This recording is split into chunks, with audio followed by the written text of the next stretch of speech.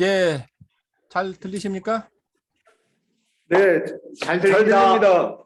예, 네, 반갑습니다.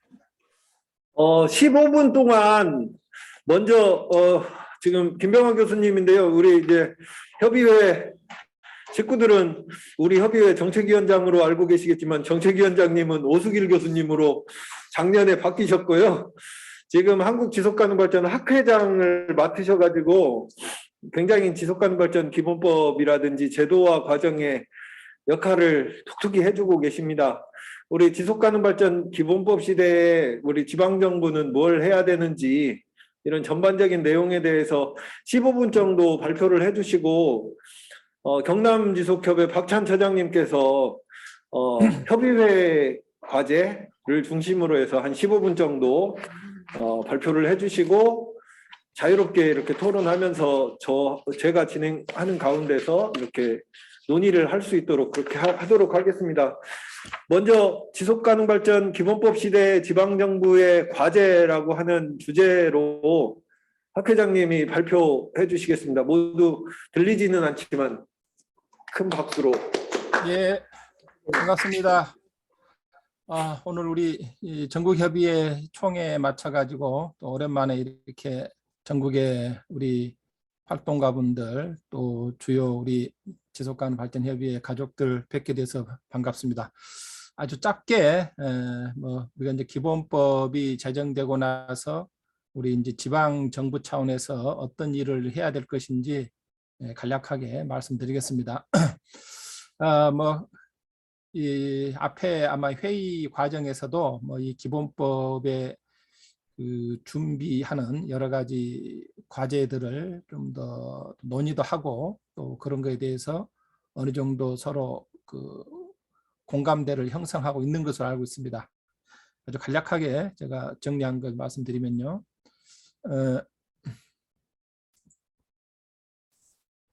네 가지로 제가 압축해서 이제 기본법 시대가 개막이 된 부분을 우리가 좀 강조하면서 이 기본법 시대와 그 전에 어떤 차이가 있겠죠. 그래서 간단한 변화를 주로 기본법의 핵심적인 내용 중심으로 간략하게 우리 같이 좀 보고요.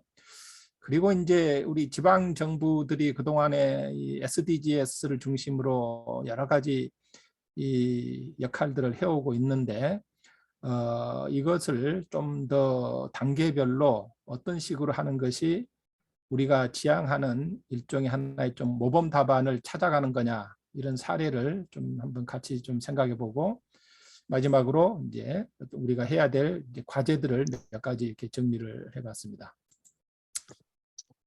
이제 아시다시피 여러 번 이제 많이 이야기 됐습니다만은 작년 12월 9일에 이제 국회에서 지속가능발전 기본법이 이제 제정이 되었고 의결이 되었죠. 그래서 이제 올해 4일에 딱 일주일 전이죠. 이제 공식적으로 제정 공포가 돼서 그동안 우리가 한 10여 년 이상 동안에 걸친 이 기본법을 위한 노력이 이제 성과를 거두고 명실상부한 지속가능 발전의 시대를 맞이하는 그런 이제 순간을 우리가 접하고 있습니다. 문제는 기본법 이게 어떻게 보면은 약간의 그동안에는 이것이 없었기 때문에 기본법만 제정되면은 또 만사형통이 될 거다 이렇게 큰 기대도 있었습니다만은 잘하면은 이제 만사형통이 될 수도 있지만은 법 자체가 모든 것을 다 이제 보장해 주지는 않기 때문에 결국은 이제 이 기본법 체제 이후에서 우리가 이것을 어떻게 풀어가고 우리의 노력이 정책을 통해서 어떻게 실현되느냐 이게 정말로 이제 중요한 과제인 것 같습니다. 그동안에 이제 많은 지역에서는 법이 제대로 갖춰지지 않아서 하고 싶어도 뭘 잘 못한다.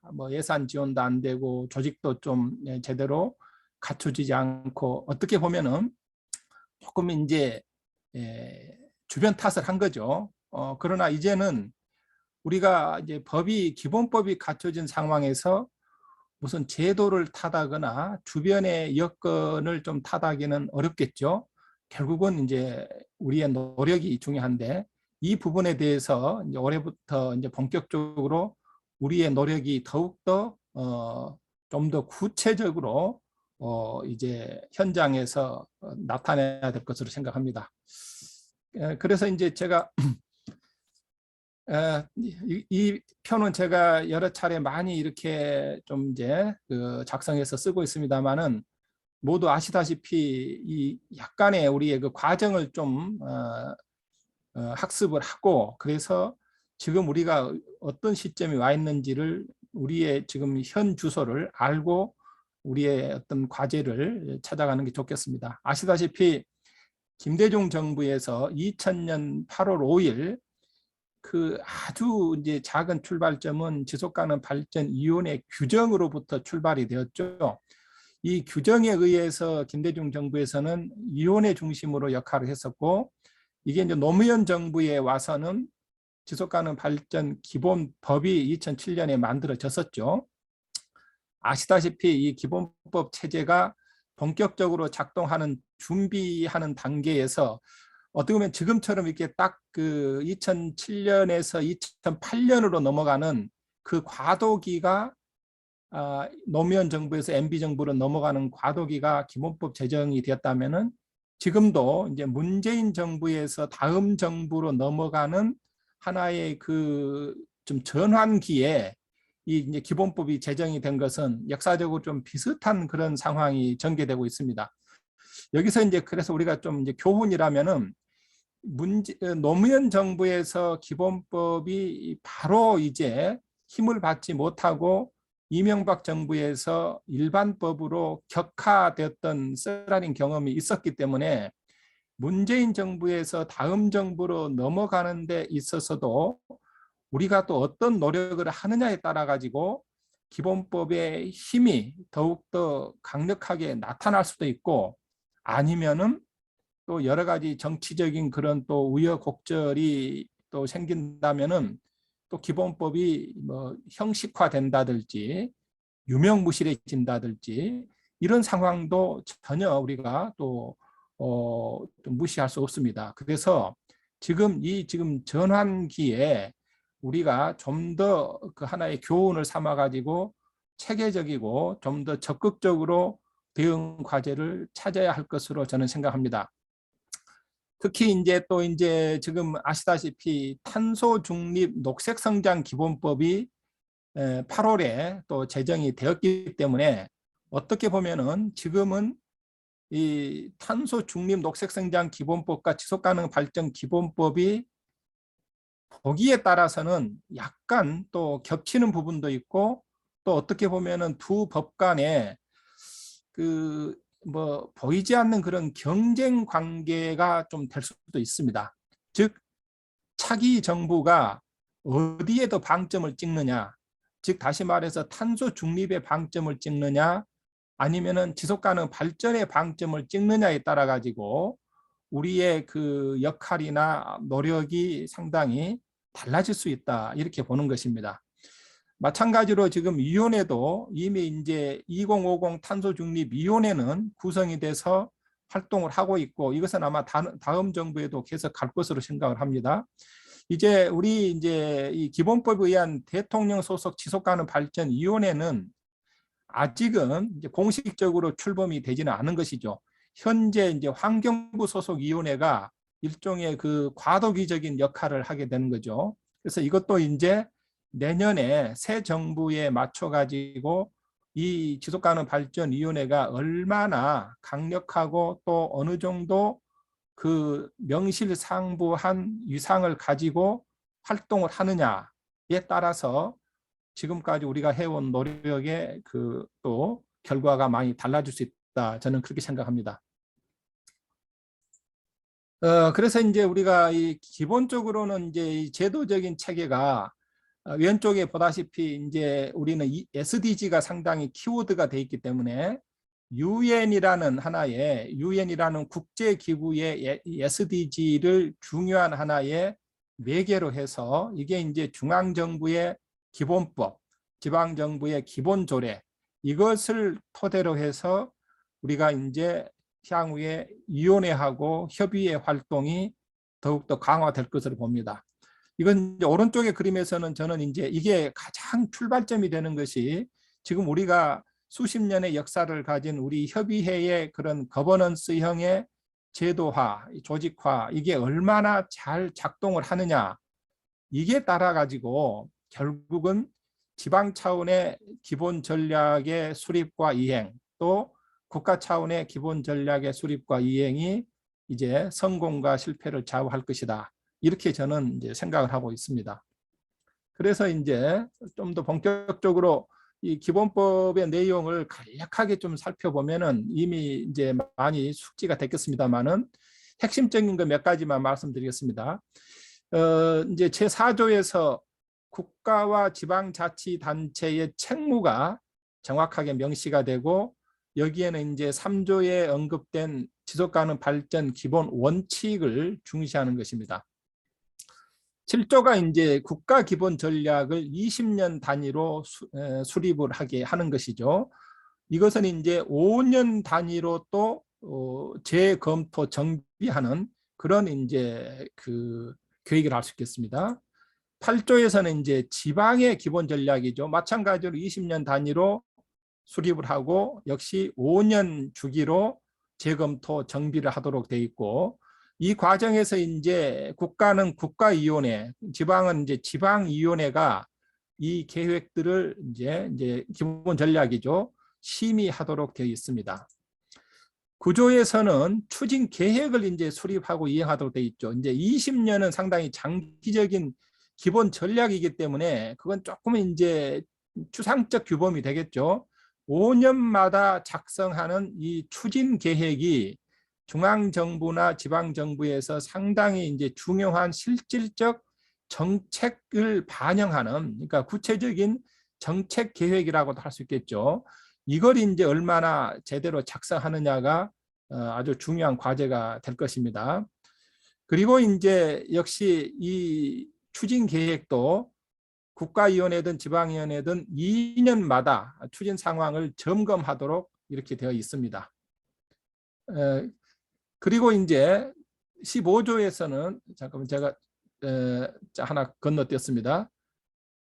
네, 맞습니다. 이제 15조에서는 지속가능 발전 지표를 개발해서 2년마다 지속가능성을 평가하도록 되어 있죠. 이것은 국가든 지방이든 똑같습니다. 이것은 이제 역시 이제 위원회가 그 지표를 평가하고 그것을 심의하는 그런 기능이 담겨져 있고, 이 위원회는 이제 17조와 20조에 국가위원회하고 지방위원회가 이제 국가는 대통령 기구로, 또 지방은 자치단체장 소속 기구로 두도록 되어 있죠. 지방위원회들은 이제 좀 세세하게 역할들이 많이 있습니다. 이게 상당히 중요한 것인데, 이게 이제 나중에 이제 기본 조례에 이 내용들이 잘 담겨져야 할 것입니다. 시간 관계상 자세한 내용은 제가 생략하겠습니다. 그리고 또 하나 이제 21조에는 이제 공무원이 여기 이제 이 위원회에 파견이 되거나 이 역할을 할 수 있도록 되어 있죠. 또 이제 행정부서에 책임관을 지정할 수 있다. 이게 이제 상당히 중요한 것이죠. 분명하게 이 역할을 이제 부서에다가 명시를 할 수 있다는 것입니다. 26조는 우리가 이제 굉장히 그동안에 노력했던 지속가능 발전 협의회를 지원하는, 행정적 재정적으로 지원하는 근거가 마련됐다는 거, 이건 굉장히 중요한 우리 협의회의 성과를 할 수 있겠습니다. 자, 29조에서는 이제 또 오늘날에 우리가 강조하고 있는 이제 수비 공론화의 장을 반드시 만들 필요가 있다는 것입니다. 이것은 다른 계획들과는 상당히 차별화된 것이죠. 즉 수기 공론의 과정을 거쳐야만이 여러 가지 기본 전략이나 또 뭐 추진 계획이나 다양한 그런 그 보고서들이 그 어떤 정당성을 갖게 된다, 이런 이야기가 되겠습니다. 제가 이제 지방정부 사례를 하나 이야기하는 데 있어서 이 그림을 좀 유심히 좀 봐주시면 고맙겠습니다. 제가 이제 우리가 이제 SDG라는 것을 제가 그림의 가운데다 뒀는데, SDG가 실현되기 위해서는 SDG에 관련되는 기본적인 문제들이, 우리의 많은 사회 문제들이 다 SDG 문제들이죠. 이 문제들을 어떻게 우리가 진단을 해서 그걸 의제로 만들어서 정책으로 만들고 그게 집행이 되게 할 것이냐. 이런 일련의 하나의 이제 순환 고리 속에서 우리가 지금 기본법이 만들어졌기 때문에 기본법에 토대를 한 기본 전략, 그리고 추진 계획, 그리고 평가 체계, 이 저는 세 가지가 일종의 하나의 그 삼위일체로 굉장히 중요한 기본 틀이다 생각합니다. 그래서 각 지역에서는 기본 전략, 추진 계획, 평가 체계, 이 세 가지가 잘 작동되도록 하는 것이 굉장히 중요한 과제다, 이렇게 말씀드릴 수 있겠습니다. 제가 이제 하나의 사례로 그동안에 쭉 한 지난 몇 년간에 저도 같이 좀 참여해서 이 쭉 봐왔던 충청남도의 사례를 제가 여기다가 간략하게 올려놨는데, 우리가 보통 이제 지속가능 발전의 이행의 여섯 단계를 이야기하는데, 이 여섯 단계가 나름대로 굉장히 성공적으로 잘 작동되고 있는 지역이 충청남도입니다. 이걸 한번 참고해서 다른 지역도 그렇게 좀 했으면 좋을 것 같습니다. 자, 그다음에 이제 마지막으로, 제가 시간이 좀 빨리 가네요. 지방 정부가 해야 될 일들을 몇 가지만 정리하겠습니다. 역시 이제 제도와 조직의 정비죠. 기본 조례를 제정하거나 개정하는 일이 필요하고, 아까 이야기 나온 전담 조직을 지속가능 발전 책임관을 아마 기획실에 두는 필요가 있다. 이것을 이제 관심을 가져야 되고, 또 이제 지속가능 발전 위원회를 구성할 필요가 있다는 것입니다. 그리고 이제 기본 전략과 추진 계획, 이게 이제 2단계로 구성이 되는 거죠. 어떤 지역에서는 이미 이제 기본 계획이 지역이 이제 만들어진 지역은 이 기본 계획을 기본 전략 체제로 전환할 필요가 있을 것입니다. 그리고 지금 이행 계획이 또 만들어진 지역들은 추진 계획으로 전환할 필요가 있겠습니다. 그래서 기본 전략과 추진 계획의 시스템을 갖추는 게 필요하고, 그리고 이제 행정 계획이나 각종 개발 계획에 대한 사전 검토 체계, 이건 아까 충청남도가 지금 올해부터 작동이 되고 있죠. 그리고 이제 평가 체계, 지표 체계, 지표 평가가 되겠죠. 그래서 사전 검토와 사후 평가, 이 시스템을 갖추는 것이 또 하나의 과제입니다. 아까 말씀드린 대로 이제 이 소위 우리의 그 지속가능 발전 계획은 좀 그 수기 공론의 거버넌스형과 또 굉장히 그 융합적인 그런 이제 정책 과제의 성격을 갖는다라는 것을 인지할 필요가 있겠습니다. 앞으로 이제 지속가능 발전 계획들이 많은 지역에서 이제 기본법 체제에 의해서 수립이 될 텐데, 지역마다 조금씩 다양한 방식으로 이 계획이 작성되는데, 저는 상대적으로 우리 협의회가 좀 중심적인 역할을 해서 거버넌스형으로 이렇게 이 지속가능 발전 계획의 수립이 이루어지는 것을 좀 제안을 하는 것입니다. 마지막으로 우리 학회에서는 지금 이 지속가능 발전 기본법 제정 후속 대응 과제 연구팀을 구성해 가지고 지금 올해 이제 1월부터 6개월 동안에 지금 운영을 하고 있습니다. 그래서 이 기본 그 법에 대한 여러 가지 대응 과제를 한 2월 10일 날 한 달 정도 남았는데, 아산시에서 동계학술대의 한 세션으로 이렇게 진행을 할 예정입니다. 이제 그 기조 강연이 재정결 위원장이 이제 준비가 되어 있고, 또 우리 이제 연구팀에서는 공기태 소장님하고 양준하 사무총장님께서 제도 조직 부문하고 선거 대응 부문, 이것에 관련돼서 지금 준비를 하고 있습니다. 우리 협의회 우리 가족들도 이날 같이 함께 이게 줌을 통해서 많은 또 의견을 나눴으면 좋겠습니다. 시간이 없어서 간략하게 여기까지 마치겠습니다. 네, 감사합니다. 네.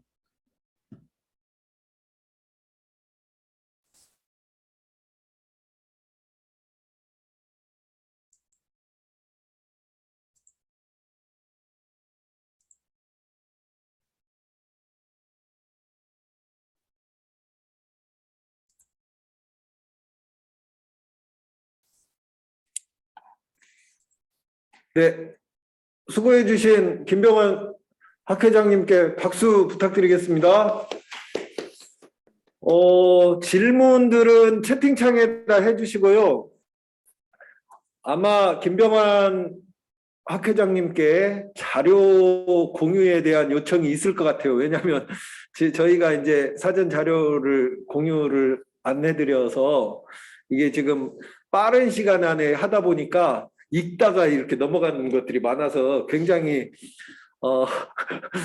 그 갈급함이 좀 있을 것 같습니다. 그 자료 공유 좀 해도 되나요? 네네. 학회장님? 네. 네, 그러면 채팅창에다가 그 자료 공유 좀 해주시면 감사하겠습니다. 거기 우리 제가 사무국에 보내드렸으니까 거기서 올리셔도 네네. 됩니다. 네, 저희가 채팅창에 올리도록 하겠습니다.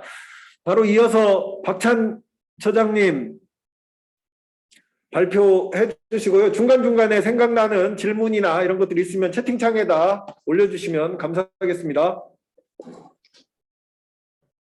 네, 반갑습니다. 잘 들리시나요? 네, 들립니다. 네, 지속가능 발전 기본법 제정에 따라서 지속가능 발전 협의회는 어떤 역할을 하고 앞으로 향후 어떤 방향으로 활동해야 될지 간단하게 정리를 좀 해봤습니다. 넘겨주셔야 될 것 같은데. 네. 지금 지속가능 발전 기본법안이 지난해 12월 9일 날 통과를 했고요. 지난 1월 4일 날 지속가능 발전 기본법이 공식적으로 제정이 됐고 시행은 7월 5일 6개월 뒤인 7월 5일 날 시행되도록 그렇게 되어 있습니다. 이 시행을 위해서는 지속가능 발전법 시행령이 만들어져야 되는데요. 이 시행령 제정은 국무조정실에서 아마 제정 TF를 운영할 것으로 예정이 되고요. 그리고 이 시행령이 제정되는 과정에서 지속가능 발전 기본 조례가 표준 조례안으로 작성될 것으로 예상되고 있습니다. 그리고 지속가능 발전법이 시행이 7월 5일날 시행이 되면 이어서 지속가능 발전 기본 조례가 제정되고 개정돼야 되는 지역별로 그런 과제가 있고요. 그리고 지방에서는 지속가능 발전 지방위원회가 그 지방자치단체장 소속으로 설치되어야 됩니다. 그리고 이 부분은 좀 이따 설명을 드리겠지만 지방위원회는 광역은 의무사항이고 시군구는 이렇게 지방의 사정에 따라서 설치할 수 있도록 그렇게 되어 있습니다.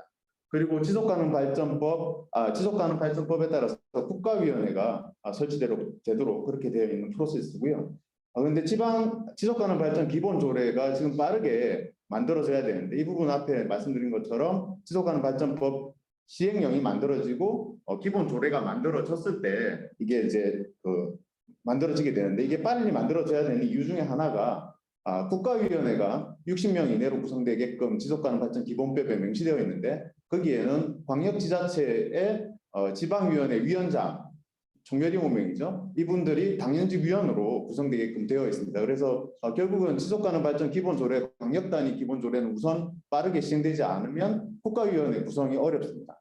그 부분이 하나가 있고요. 또 하나는 지속가능 발전 국가 기본 전략이 20년 단위 계획으로 5년마다 재검토하도록 되어 있는데 이 부분은 대통령 임기와 연동되게끔 되어 있다고 보시면 될 것 같고요.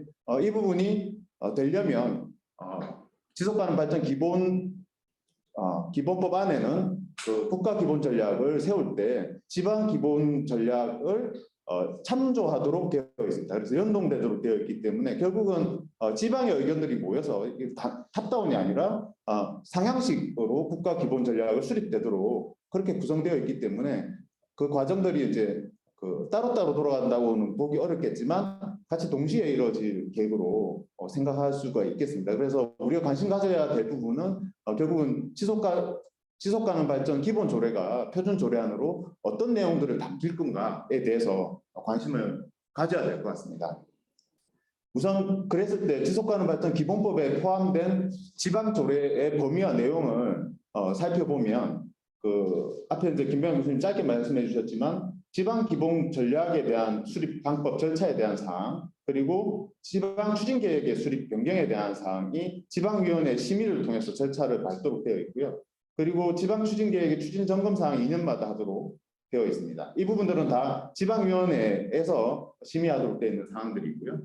그리고 지속 가능 발전에 영향을 미치는 다른 조례의 재개정 이 지방위원회에다 통보하도록 그래서 의견을 묻도록 되어 있습니다. 그래서 여기에 대해서 검토해서 그 지방위원회에서 다시 행정으로 통보를 의견을 제시하도록 되어 있고요. 그리고 행정계획도 마찬가지로 지속가능 지방 기본 전략과 관련 있는 지방의 행정계획을 수립하고 변경할 때 지방위원회에다 통보하고 그게 의견을 묻도록 되어 있습니다. 그래서 지방위원회 역할이 굉장히 큰데요. 지방위원회에서 실제로 어떤 부분을 검토하고 그리고 방법은 어떻게 할 건지에 대한 필요한 사항도 역시 지방조례로 설정하도록 되어 있습니다. 그리고 그 외에도 지속가능 발전 지표에 대한 개발과 지속가능성 평가에 대한 사항, 그리고 지속가능 발전 지방 보고서에 대한 작성에 대한 사항들이 이제 같이 내용이 담기게 되고요. 우리가 관심을 가지게 되는 부분이 지방위원회 명칭과 구성과 운영에 대한 필요사항도 역시 조례로 담기도록 되어 있습니다.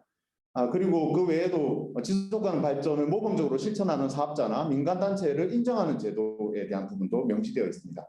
이 중에서 지속가능 발전 기본조례 표준안에 담긴 핵심 쟁점을 보면 우리가 지방자치단체장 소속으로 지속가능 발전 지방위원회들을 두도록 되어 있고 다만 시군구의 경우에는 그 지방 실정에 따라 지방위원회를 둘 수 있다 이렇게 되어 있는데 이게 좀 모호한데요. 지속가능 발전 기본계획 지방 기본 전략은 시군구도 모두 수립하도록 되어 있습니다. 그리고 그것을 심의하는 기구는 지방위원회를 둘 수 있도록만 이렇게 되어 있기 때문에 우리가 이거를 법적으로는 의무화되어 있지 않기 때문에 이 부분은 표준조례안에 어떻게 담을 건가에 따라서 시군구가 지방위원회를 좀 더 적극적으로 만들 건가 아니면 그냥 그 광역 단위에서만 만들어지고 그칠 건가가 달려 있을 것 같습니다. 표준조례안 기본 내용은 조금 전에 말씀드렸고요. 그리고 앞에 김병환 교수님 말씀하셨지만 책임관을 지정하는 부분도 우리가 관심 있게 좀 봐야 될 것 같습니다. 네, 죄송합니다. 네. 그리고 지속가능 발전 기본법에 포함되어 있는 지속가능 발전 협의회 지위와 역할이 나와 있는데요. 여기에 그 지속가능 발전 협의회 등 민관단체의 국내외 활동에 대해서 예산 범위 안에서 운영비를 포함해서 행재정적 지원을 할 수 있도록 되어 있는데요. 이 부분에서 우리가 봤을 때 지속가능 발전 협의회 지위는 민간협력단체다라고 이제 규정되어진다고 보시면 될 것 같고요. 그리고 지속협의 역할도 역시 그 기본법안에 나와 있는 내용은 지속가능 발전을 실현하기 위해 필요한 조사나 연구 수행 그리고 교육 프로그램 개발 그리고 관련 홍보 사업 등을 협의회와 협력할 수 있도록 되어 있습니다. 그러니까 결국은 지속가능 발전 협의회 역할은 법상으로 보면은 지속가능 발전 실현을 위한 조사, 연구, 교육, 홍보 이게 4가지 영역의 사업이라고 볼 수 있는데요. 여기에서 한 가지 문제가 발생하는 부분이 우리가 이제 지속가능 발전 협의회를 설치하고 운영하는 데 대한 근거는 빠져 있습니다. 결국은 기존에 있는 지속가능 발전 협의회에 대한 부분은 있는데 새롭게 신규로 만들어야 되는 부분에 대한 설치 운영에 대한 근거는 현재 지속가능 발전법상 만들어져 있지 않습니다. 그러니까 지역별로 현행 조례상 지방 지속가능 발전 협의회가 어떤 데는 환경 기본 조례에 담겨 있기도 하고 다양하게 담겨 있을 텐데 이 설치 운영 조례를 그대로 유지할지 아니면 재개정해야 될지 하는 문제가 결국은 지역별로 과제로 생기는 거고요. 그랬을 때 이제 지속가능 발전위원회는 아까 기획조정실 단위에서 이제 국무조정실 산하기 때문에 지역도 아마 그 광역 단위는 기획조정실에서 지속가능 발전위원회가 광역지자체장의 그 소속으로 되어 있기 때문에 기획조정실이 맞게끔 되어질 거고요. 반면에 현행 지속가능 발전협의회는 현재 그 각각의 조례에 따라서 그 환경 담당 부서가 아마 지속가능 발전 협의회를 담당하고 있는데 이 부분이 이원화되어 있기 때문에 결국은 지속가능 발전 협의회에 관련된 조례를 개정해야 되는 또는 새롭게 없는 곳은 제정해야 되는 문제가 발생하고 있기 때문에 이 부분에 대한 부분들을 지속가능 발전 기본 조례에 어떻게 담을 건가 하는 문제가 하나의 우리의 관심 분야고 신경 써야 되는 부분이라고 생각을 합니다. 네.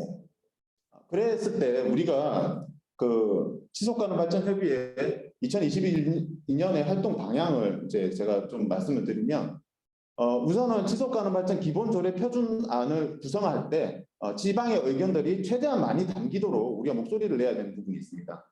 앞에 이제 말씀드렸던 그 법상 조례, 지방 조례를 표준 조례안을 담는 부분을 어떻게 만들 건가에 대한 부분인데요. 여기에 이제 기본적으로 법안에 들어가 있는 내용들을 다 담으면 되는 것인데 그 외에도 우리가 좀 더 노력해야 되는 부분이 지방위원회를 구성하는 부분에 있어서 앞에 말씀드렸지만 그 시군구를 포함해서 모든 지자체들은 다 그 지속 가능 발전 기본 지방 전략을 수립하도록 되어 있는데 반면에 위원회는 구성하는 것은 별도로 시군구에 같은 경우에는 둘 수 있다로만 되어 있기 때문에 가능한 지방위원회를 구성하도록 각 시군구에서 지방협의회들은 좀 구성해달라고 노력을 좀 독려를 해야 되는 상황이고요. 그것과 동시에 지방위원회들이 기존에 이제 지속협들하고 협력이 이원화되면 곤란하니까 관련 사업 추진을 위해서 지속협하고 상위기구는 아니기 때문에 협력을 강화하는 방법을 우리가 조례안에 좀 담아야 되겠다라는 내용으로 말씀 좀 드리고 싶고요. 또 하나는 지속가능 발전 협의회 설치와 운영에 관한 조례가 그 근거를 표준 조례안에 우리가 좀 담아놔야 지속가능 발전 협의회 설치와 운영에 관한 조례를 별도로 만들 수 있지 않을까 하는 생각을 하고 있습니다. 그리고 또 한편으로는 기본법에 명시되어 있는 지방자치단체에서의 사업들이 있습니다. 지속가능 발전 정보의 보급, 그리고 지속가능 발전 교육 홍보, 그리고 국민 의견을 수렴하는 수기 공론장을 운영하는 등의 기본법 안에 보칙으로 명시되어 있는 사업이 있는데요. 이 사업들에 대해서 지방자치단체가 추진하도록, 왜냐하면 이 부분이 지속가능 발전 기본법 안에는 지방자치단체가 추진하도록 강제하는 부분은 없습니다. 그렇기 때문에 뭐 강제가 아니라 할 수 있는 근거조차도 그냥 국가에서 하는 내용으로만 담겨 있지 지방자치단체가 추진하는 부분은 빠져 있기 때문에 표준 조례 안에 이것이 충분히 담기도록 그 근거를 만들어야 되는 부분이 있습니다. 그랬을 때 우리가 2022년도 우리가 각 지방에서 지속가능 발전 협의회들이 관심 가져야 되는 부분은 결국은 지방의 지속가능 발전 제도를 완비하는 겁니다. 그러니까 기본적으로는 지속가능 발전 기본 조례를 제정하거나 개정하는 데 적극 참여해야 되는데요. 전국 단위에서는 기본법에 따른 시행령과 표준 조례안을 만드는데 좀 적극적으로 의견을 개진해야 되고, 반면에 지방에서는 지방의 지속가능 발전 협의회 설치 운영 조례를 재개정하는 노력을 해야 됩니다. 그러니까 표준 조례안만 가지고는 지속가능 발전 위원회에 대한 부분은 역할이 분명해지는데 협의회에 대한 부분들이 빠져있다고 제가 아까 말씀드렸기 때문에 이 부분들을 새롭게 제정하려고 하는 노력들을 해야 됩니다. 있는 곳은 또 개정을 해야 되겠죠.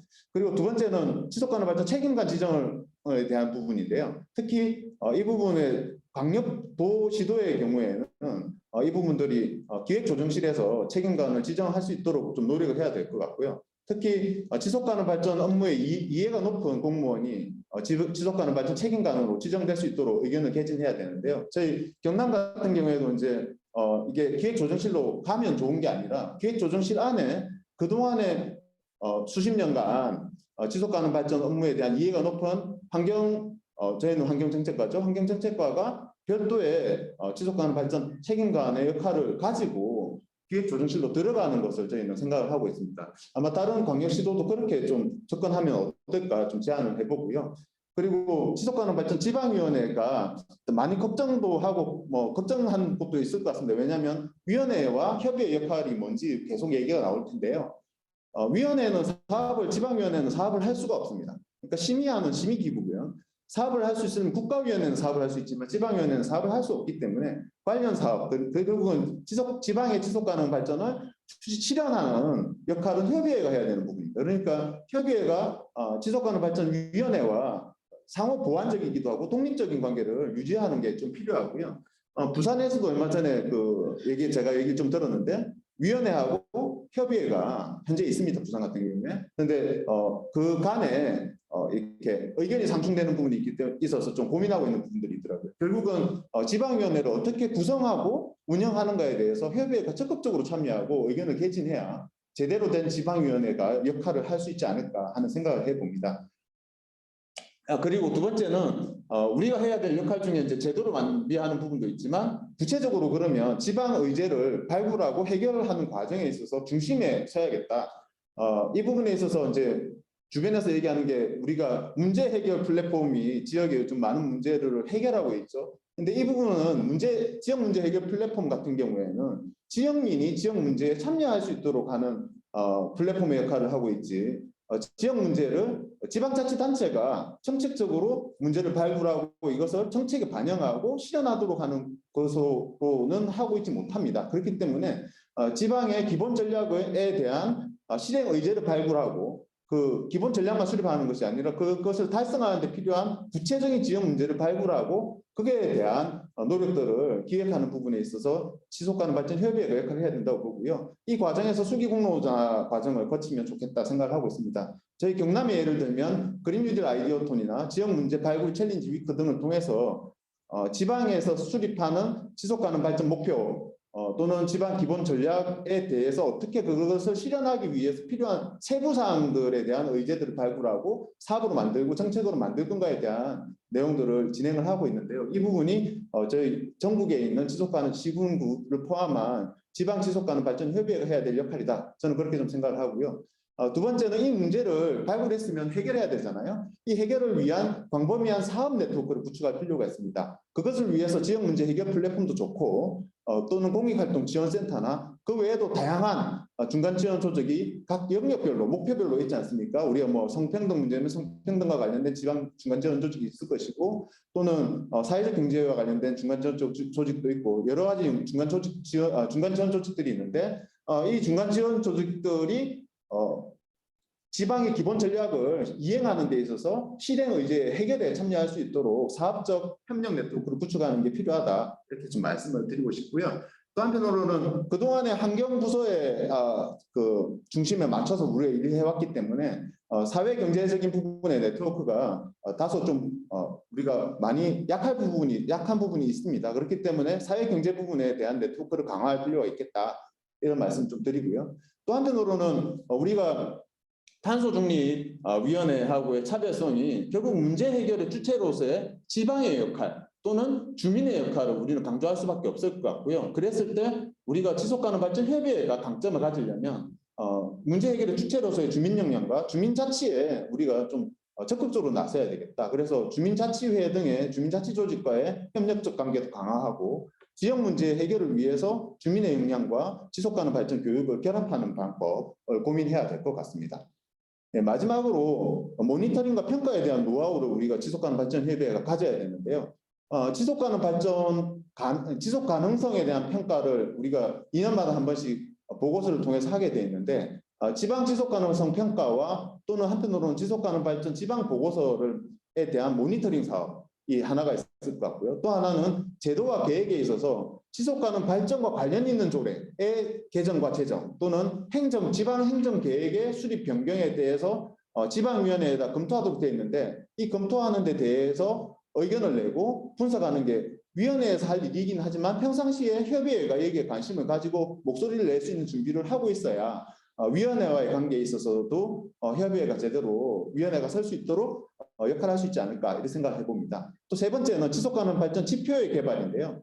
지방 기본 전략의 실행 의제로서 만들어지는 지표들이 있을 텐데 이 부분들이 결국 지역 문제를 구체적으로 변화하는 데 도움이 되는 지표로 개발할 수 있도록 계속적으로 얘기를 하고 그에 따른 모니터링과 준비도 협의회가 해야 될 것으로 생각됩니다. 이런 얘기를 드리는 이유는 위원회는 앞에서도 말씀드렸지만 심의기구이고 이것을 실현하는 과정에서 사업들은 협의회가 할 수밖에 없는 구조이기 때문에 이런 부분들에 대한 준비들을 협의회가 하지 않으면 결국은 어느 특정 연구 단체들이나 이런 쪽에서 이 부분들을 다 수행해버리면 상당히 시민들의 의견들이 다 상향식으로 그 지방 지속 가능 발전 목표를 달성하는 데 반영이 되는 부분이 약해질 수 있기 때문에 협의회가 그 역할을 해야 될 것 같고요. 이것을 위해서 우리가 그동안에 원탁행이나 기타 여러 가지 활동을 통해서 수기공론장 운영해 왔지 않습니까? 그래서 지역민의 의견 수렴을 위한 수기공론장을 운영하는 것도 역시 협의회가 노하우를 갖출 필요가 있겠다 이렇게 좀 말씀을 드리겠습니다. 이 정도 말씀드리겠습니다.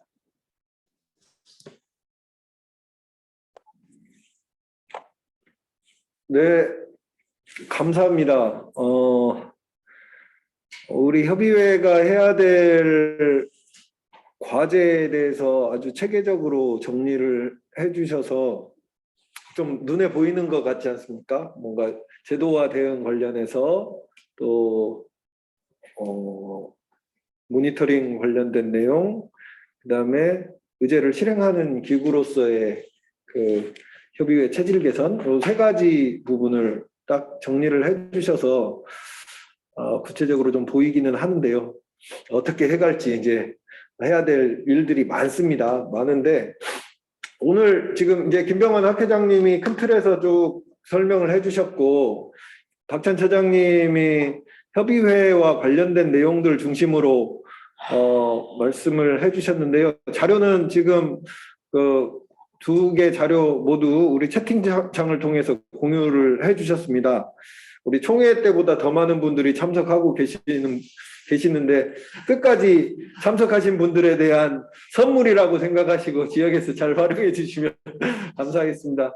두 분 발제자님들께 진심으로 감사드려요. 왜냐하면 기본법이 통과되는 과정에서 우리 협의회와 관련된 내용들에 대한 의견 제시는 거의 하지 않았습니다. 왜냐하면 지속가능 발전 협의회 중심의 뭐 법 개정 이런 논의라고 오해받을까 봐서 이제 다른 주체들의 역할을 좀 구체적으로 하면서 구체적으로 그분들의 발언들을 좀 많이 하게 하고 하는 과정들이 있었습니다.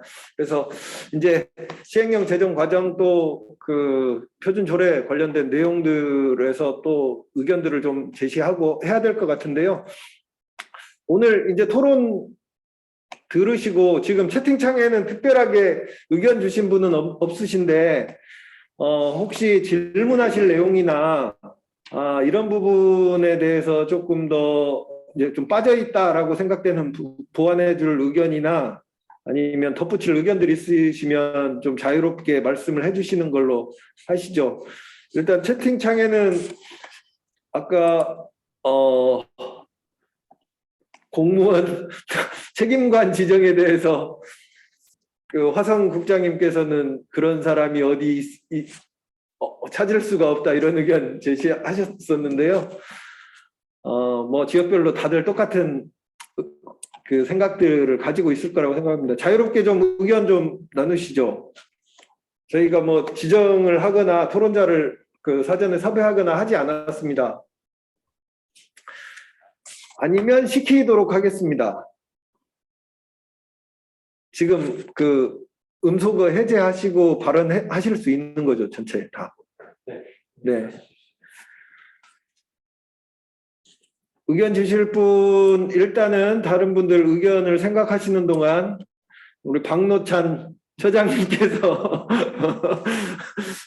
이 제도화 과정 좀 지켜보셨고 생각이 아까 이제 충남협의회 사례도 우리 김병완 학회장님께서 말씀을 해주셨는데 기본법 통과와 협의회와의 과제와 관련해서 좀 느끼는 부분이 있으시면 좀 정리 안 됐더라도 그냥 말씀해 주시면 감사하겠습니다.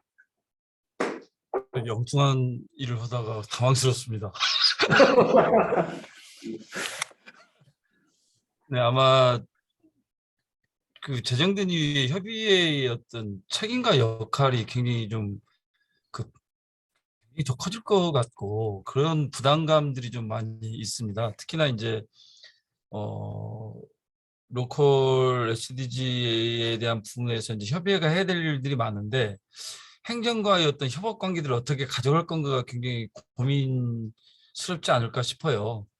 이제 충남 같은 경우도 사실 이제 처음에 지속가능 발전 목표를 행정 중심으로 이제 플랜을 계획하고 짜고 이제 그 자체적으로만 이렇게 가동을 좀 했던 면들이 있어서 사실 거기 함께 이제 협업을 하기까지는 좀 조금의 시간들이 좀 많이 소요가 됐습니다.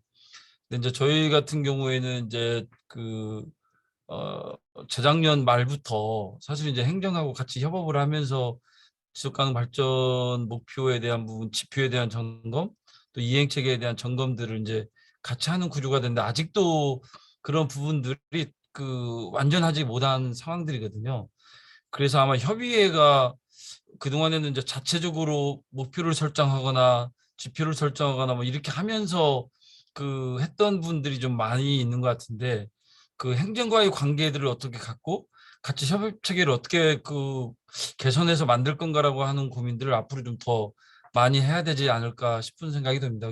그런 부분에서 좀 저희들이 역할이 필요할 것 같고 이제 광역 같은 경우에는 법이 제정됐다고 하더라도 사실은 협의회의 어떤 조직이 그 좀 안정적으로 좀 갈 수 있는 그런 체계들까지는 좀 가지 못한 점들이 있잖아요. 그래서 어쨌든 이 협의회 광역협의회에서 어쨌든 그 시군 협의회가 좀 더 좀 안정적으로 운영될 수 있는 부분을 좀 더 많이 역할을 그런 좀 근거들을 좀 더 시행령이나 뭐 이런 부분에 좀 담아서 할 수 있도록 또 도나 시가 또 기초지자체 그런 체계들을 이런 것들을 근거로 좀 더 많이 만들어내는 역할 뭐 그런 것들도 좀 앞으로 좀 더 해야 되지 않을까 그런 고민들을 좀 우선은 하고 있습니다.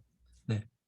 제가 우리 처장님 말씀 이어서 협의에 관련돼서 한 말씀 좀 드리고 싶습니다. 이 지금 기본법에서 상당히 중요한 부분이 이제 위원회가 이제 광역은 이제 바로 의무적으로 구성이 돼야 되고, 아까 박찬 처장님이 자세히 설명하셨습니다마는 위원회와 협의회의 관계 설정이 우리 협의회 입장에서는 상당히 중요한 과제가 됩니다.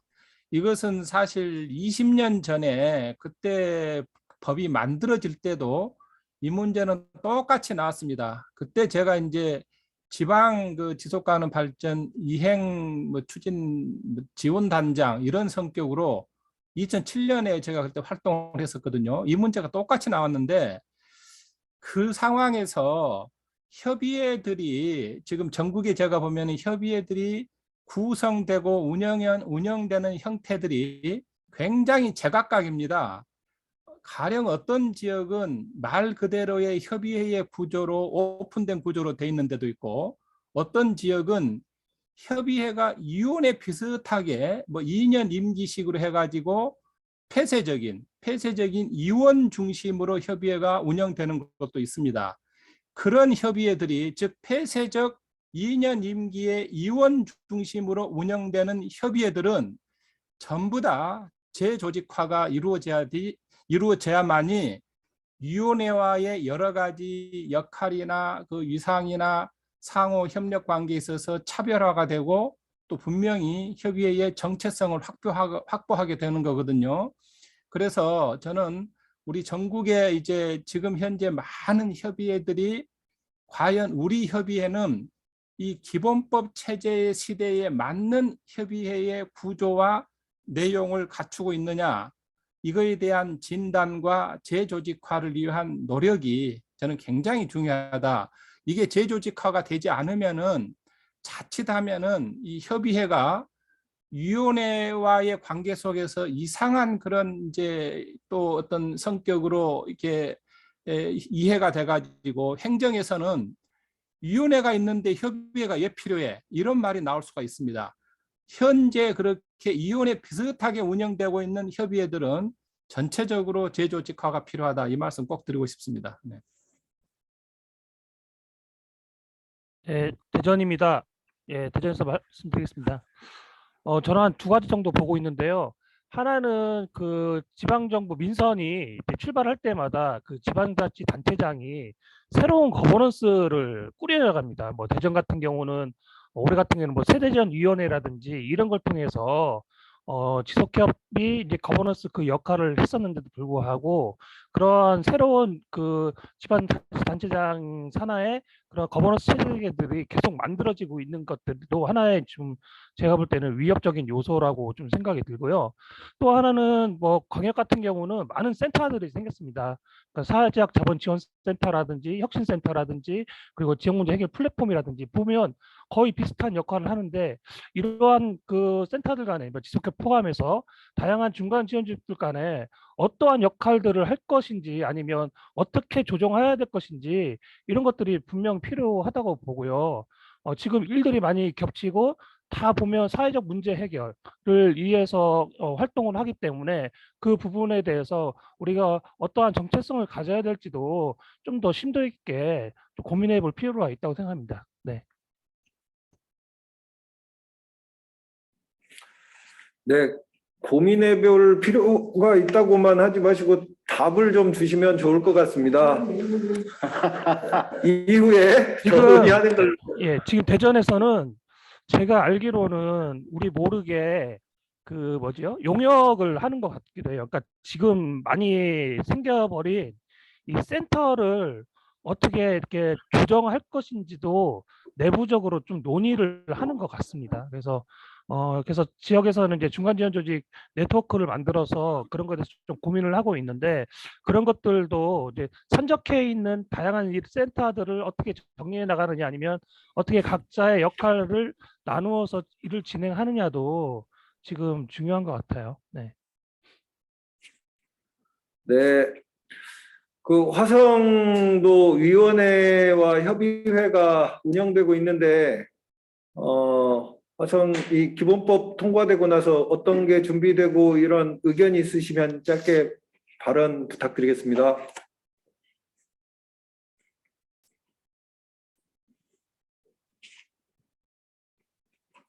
깜짝 놀랐죠? 안 시킬 줄 알고 있다가. 아니 그게 아니라 잠깐 말씀하시는데 잠깐 끊겼었어요, 말이. 제가 여기 네트워크가 원활하지 않았던 모양입니다. 저희는 이제 그 SDG 수립하면서 저희 최대의 고민은 저희가 이제 당진이나 또 수원이나 도봉구나 이제 이 사례들을 다 들여다보고 좀 공부하고 연구를 했는데, 이제 그 수원 같은 경우는 위원들이 이제 그 모니터링하고 하는 역할들을 하고 있는데, 우리 위원들은 그 역할을 과연 할 수 있을까? 그러니까 한마디로 말해서 위원의 역량이 가장 고민이라는 거예요.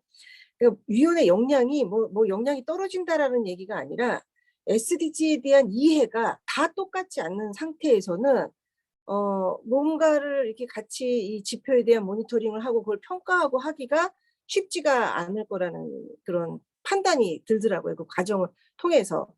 그래서 좀 역할을 잘 구분하는 게 필요하겠다 해서 처음부터 저희는 저희 지속협은 그 이 민간, 네, 지금 이 기회, 아까 이제 교수님께서 말씀하셨듯이 이 기회에 이 물을 갈지 않으면, 한마디로 말해서 그러니까 위원들이 예전에 이제 옛날부터 막 이렇게 활동해 오신 그런 위원들이 좀 이해 당사자 중심으로 위원들이 좀 바뀌어야지 되겠다, 이 기회를 통해서. 그래서 SDG를 중심으로 그 위원들을, 이해 당사자들을 중심으로 위원들로 구성을 하고, 그 다음에 지속협은 시민사회 사례를 발굴하고 이 저변을 좀 확대하고 SDG에 대해서 좀 이해를 넓히고 하는 역할을 우리가 하고, 관은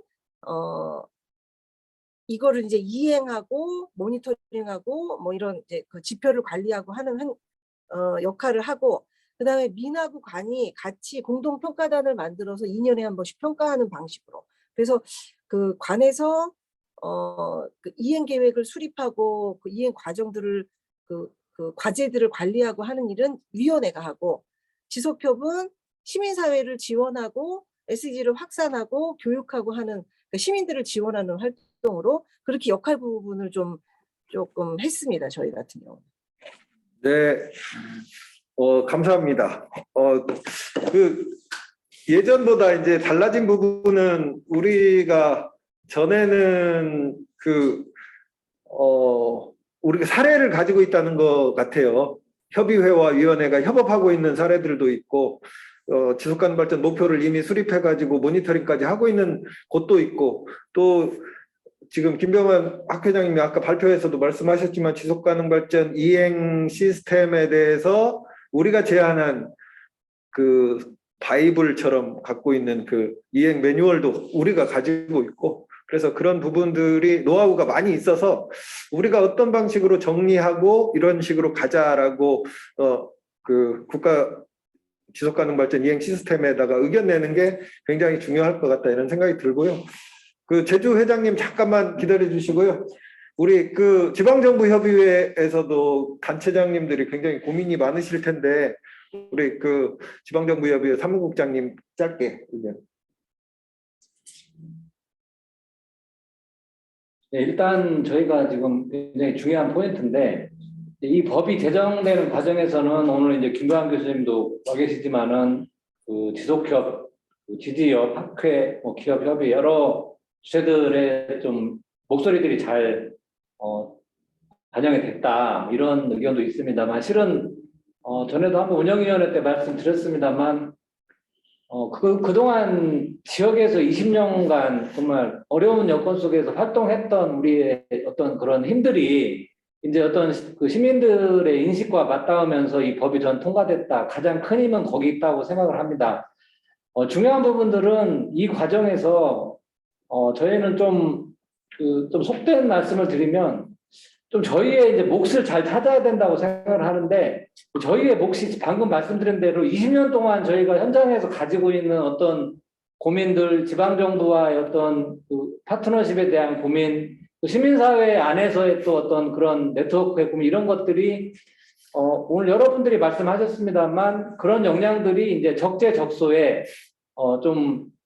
적절히 이제 잘 스며들어가는 과정이 중요할 것 같습니다. 그래서 지금 앞으로 그 2월 달 되면 여러 그 토론회와 포럼들이 열릴 겁니다. 이제 학회도 동계 학술 대회도 있고 지금 2월 초에 그 SDS 시민넷에서 그 지속협 또 협업기관으로 같이 참여해서 지금 공론장에 관한 그 토론회를 시작으로 이제 분야별로 여러 토론회들이 열리는데 이미 그 토론회의 핵심적인 내용들은 이미 저희 뭐 성평등 네트워크나 여러 네트워크에서 고민하고 있는 수준과 방법들이 다 거기에 녹아나야 된다고 생각을 합니다.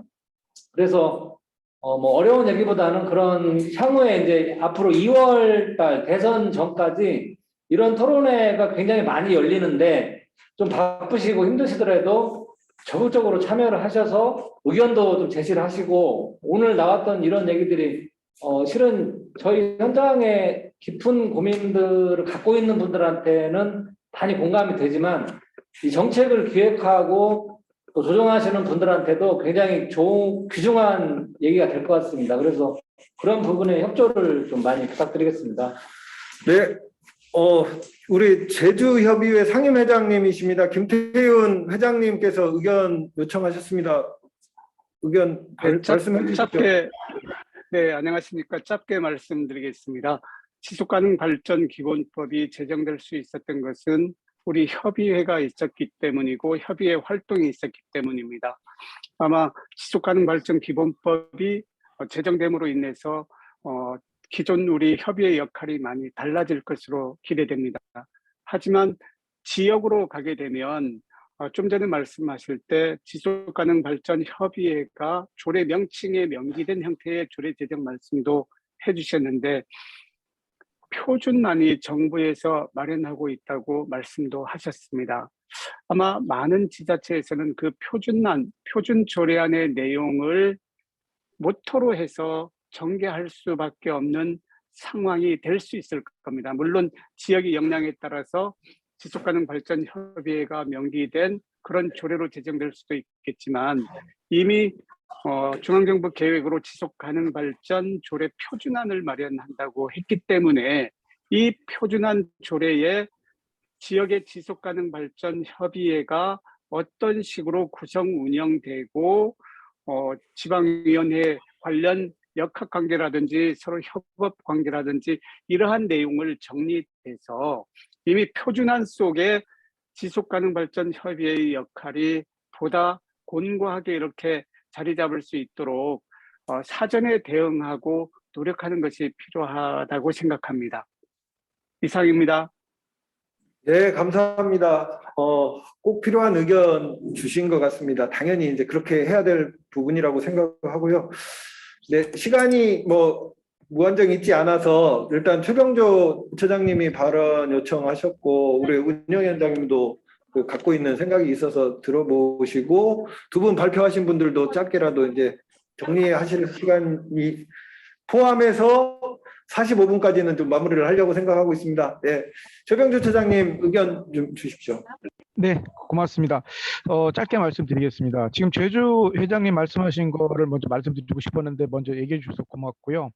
그 다음에 이제 제가 아까 그 광주에서 회장님 말씀하셨는데 그 위원들 있지 않습니까?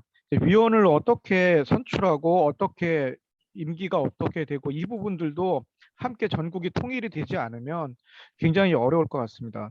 작년에 저희도 세종에서 위원 문제 가지고 굉장히 어려움이 있었는데 이제 위원들을 어떻게 골고루 뽑을까? 그리고 아까 화성에서 말씀하셨다시피 그 어떻게 이해 당사자들을 포함하면서 시민들도 같이 할 수 있을까? 이런 부분들을 좀 전국에서 논의를 하셔갖고 저희가 조례나 이런 거 담을 때 같이 해야 된다고 이렇게 생각을 합니다. 이상입니다. 네.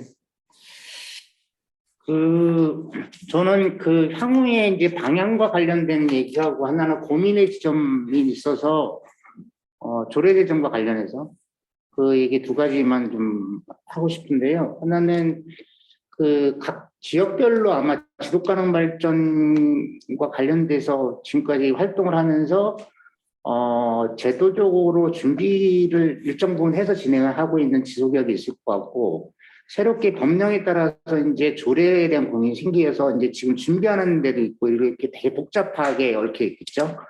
거기다가 조금 전에 이제 그 대표적으로 많이 얘기하고 계시는 게 지소기업의 그 위원회 구성과 운영과 관련된 고민도 있을 것 같아요. 근데 그것들은 실제로 아직 우리 지소기업 전체 입장에서 이렇게 정리된 부분이 있긴 하지만 그렇게 실제로 갖고 운영이 이렇게 잘 되지 않은 부분도 있다 이렇게 보여지고요. 그래서 그 부분들을 향후에 논의하면서 좀 진행을 할 때 특히 제도화 과정에서 조례 준비할 때 좀 준비를 해서 같이 논의를 집중했으면 좋겠고요.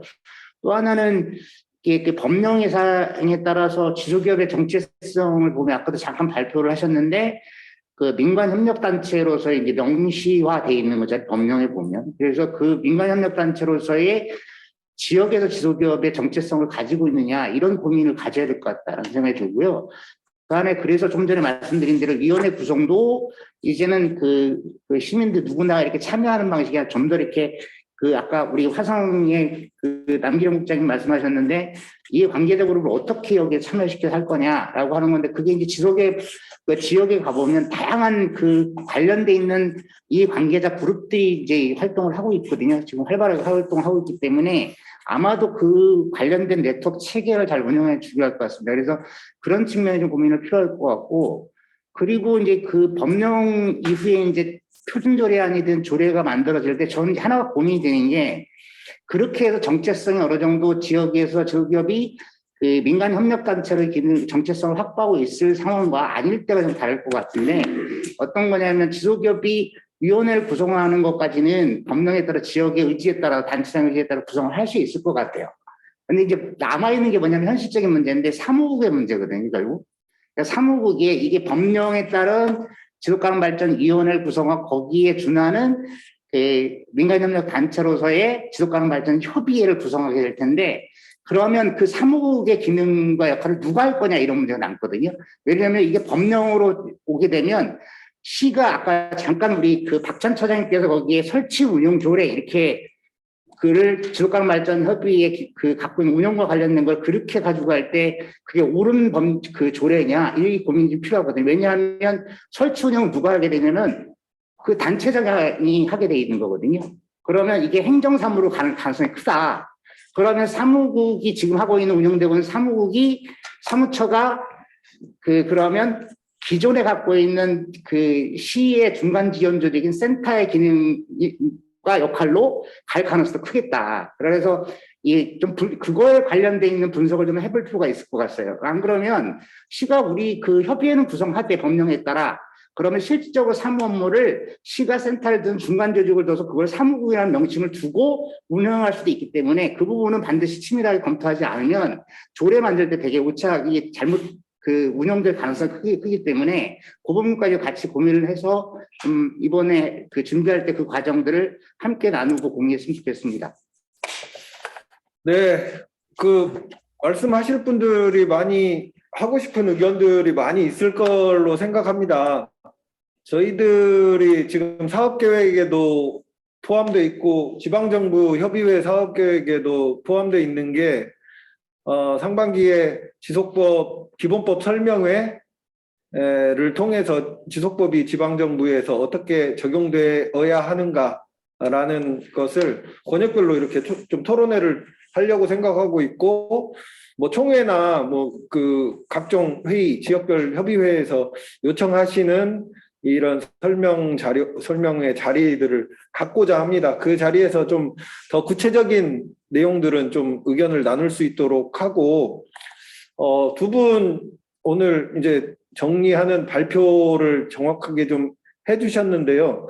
이제 이게 어떤 식으로 시행령이 만들어질지, 표준 조례안이 어떻게 식으로 구성될지, 이거는 이제 저희들의 노력에 따라서 달라지는 거고, 노력에 따라서 이제 수준 차이들이 구체적일 것이냐, 두루뭉술할 것이냐, 이런 것들이 나와 있을 것 같은데요. 오늘 이제 발표해 주신 내용들 포함해서, 의견 들은 내용들 포함해서 짧게 지속가능발전 기본법과 지방정부 또 지속가능발전 기본법과 협의회에서 이것만은 놓치지 말자라고 하는 부분에 대해서 짧게 한 말씀씩 하시고 토론회를 정리하도록 하겠습니다. 총장님, 저기 두 분 말씀하시기 전에 저 한 말씀만 더 좀 드리고 싶은데요. 짧게 저는 부탁드리겠습니다. 이제 여기 이제 법 이후에 우리 조직이 좀 바뀌려면은 그 이전에 평가가 반드시 있어야 된다고 생각하거든요. 그래서 저는 그 1세대 지방제 21시대에 우리가 어떤 역할을 했고 어떤 성과를 냈으며 거기에 대한 평가에 따라서 SDG 체계 이후에 우리는 어떻게 변화되고 어떻게 조직 체계를 가져가야 되고 어떤 역할을 해야 되는지에 대한 논의를 방향을 좀 그렇게 가져가야지 되지 않을까라는 말씀을 드리고 싶었어요. 아까 그 말씀을 드려야 되는데 못 드려가지고 마저 못했어요. 네. 우리 10일 날 학회할 때 논의할 거 아닌가요? 네, 그 의견 지금 남국장님 의견 포함해서 답변을 우리 김병환 회장님 먼저 좀 예. 정리하는 발언해 주십시오. 그렇지 않아도 지금 남국장님 말씀하고 연결되는 부분인데 아까 역시 오늘 토론의 핵심은 지금 이제 우리 협의회의 대전환기가 딱 올해 22년이다. 2022년에 기본법 시대를 시작하면서 협의회 대전환이 돼야 되는데 아까 제가 말씀드린 대로 협의회가 20년 동안에 각 지역에서 운영되는 양태가 그야말로 오합지졸식이었단 말이죠. 이게 이제 뭐가 잘못됐는지 어떤 부분이 좀 성공적으로 이루어졌는지 소위 말하면 성공과 실패의 요인 분석이 반드시 필요하고 저는 나름대로 그동안에 왜 협의회가 이렇게 운영되지라는 것이 제가 문제의식을 좀 가지고 있었는데 협의회가 지금 이제 그동안에는 좀 독자적으로 해왔는데 이제 위원회가 이제 형성되는 이 시기에 맞춰가지고 위원회와 협의회의 문제를 동시에 풀어야 되는 숙제를 우리가 안고 있습니다. 그래서 그거에 대해서 조만간에 우리 전국협의회에서 아마 우리 전국의 어떤 사무국처장님들 워크숍 형식으로 한다든지 해서 저는 협의회의 일종의 운영 모델을 도출해내는 그런 꼭 그 기회가 우리 상반기 중에 꼭 한번 있었으면 좋겠습니다. 네. 네, 박찬 차장님 마무리 발언 해주십시오. 네, 뭐 주저리 제 생각을 좀 말씀을 드렸었는데요. 제가 생각할 때 지금 지속가능 발전 기본법이 시행되는 시기가 이번 지방선거가 끝나고 다음 지방 정부가 출발하는 시점입니다. 대단히 중요한 시점이에요. 그래서 우리가 지속가능 발전과 관련해서 앞에 뭐 탄소 중립도 얘기하고 다른 기타 거버넌스에 대한 얘기들을 많이 하셨는데 제가 생각할 때는 지금부터라도 지속가능 발전에 대해 이 지역의 문제 해결의 중심에 서도록 해서 위원회가 만들어지는 것도 거꾸로 뭐 간섭하는 것이 아니라 적극적으로 지역의 협의회들이 나서서 참여하고 의견도 개진하고 해야 될 거라고 생각을 합니다. 그래서 지금부터라도 좀 준비하셔서 다음 정부, 지방 정부가 들었을 때 우리가 핵심적으로 이 논의들이 다음 지방 정부의 지방 정부가 구성할 때 그 행정을 구성할 때 담길 수 있도록 노력을 좀 할 필요가 있겠다. 그 말씀 꼭 드리고 싶습니다. 네, 오늘 뭐 2시부터 시작해가지고 지금 이제 5시가 다 되어가는 시간입니다. 2022년이 지속가능 발전 기본법이 이제 시행되는 해라서 굉장히 중요하다는 그 인식이 다들 확인할 수 있었던 시간이었던 것 같고요. 이제 그 준비하는 과정에 굉장히 이제 그 지역별로도 그렇고 우리 전국협의회도 겁도 많이 나고 위기의식도 많이 느끼고 있습니다. 그렇지만 저는 이제 이런 것들을 그동안 20년 동안 우리가 해왔기 때문에라고 하는 그런 거라기보다는 그간의 20년의 과정 속에 성공 사례와 효능감들을 만들어 왔었고 그게 우리 사회에 꼭 적용되어야 된다라고 하는 믿음이 있습니다. 그 믿음이 지속가능 발전 기본법을 통해서 국가 단위에서 또 지방 정부 단위에서 잘 되고 있는 지역들의 사례가 전국화되는 그런 모델을 확실하게 좀 만들었으면 좋겠는데요. 그 만드는 시간이 2022년이 될 것 같고요. 그러기 위해서는 외부적인 제도를 완비하는 문제, 그리고 내부적으로 우리의 체질을 개선하고 변화된 위상과 시기에 맞는 그간의 활동 내용들을 조금 더 뛰어넘을 수 있는 그런 보완할 수 있는 그런 모습들, 이런 것들을 만들어 나가는 시간이 2022년이 되어야 된다고 생각합니다. 지금 뭐 질문 중에는 환경부와 정무위원회가 아니죠. 국무조정실 관련돼서 이제 뭐 부서와 관련된 조정 입장 이런 것도 물어보셨는데요. 지금 이제 환경부에서는 올해 업무를 이렇게 정리해가지고 국무조정실로 이관을 하려고 준비하고 있습니다.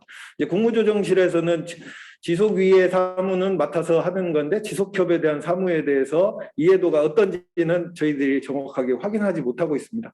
이제 그런 국가 단위의 거버넌스를 체계화하는 부분들이 또 필요한 과제로 저희들은 생각하고 있고요. 그런데 그럼에도 불구하고 지속가능 발전 정책을 그간 주도해왔던 지방의 경험들이 전국화되어야 된다는 그 필요성이 있으므로 우리가 하고 있는 활동들이 국가 단위에서 제대로 벌어질 수 있도록 하는 노력을 우리가 충실히 해 나간다면 2023년도 정기총회는 훨씬 더 보람 있고 더 유능하고 투명한 지속가능 발전 협의회들이 많이 이 자리에 참여하는 그런 총회가 되지 않을까 싶습니다.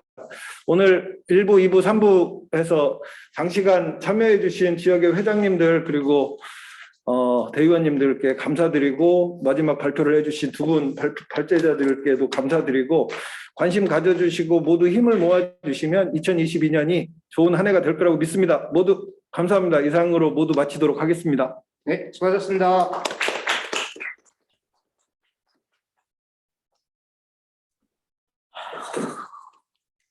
수고하셨습니다.